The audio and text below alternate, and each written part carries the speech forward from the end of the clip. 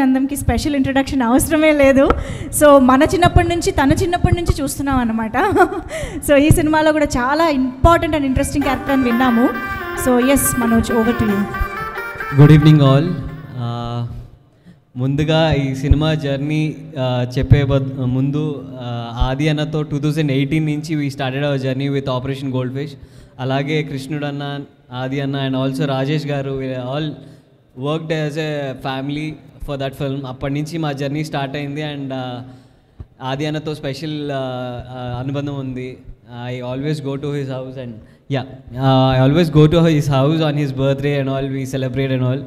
So ఒక మంచి అన్నగా he's always there for me. ఏదైనా మంచి రోల్ ఉంటే కూడా I always ask him me దాంట్లో ఉంటే చెప్పమని and he always suggest me.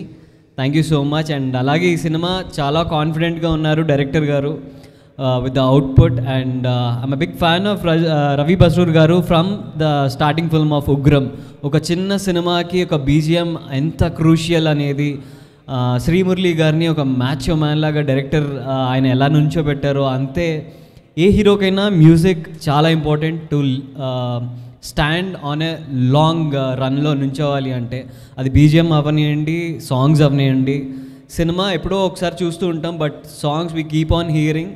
So BGMs play very crucial thing for the film.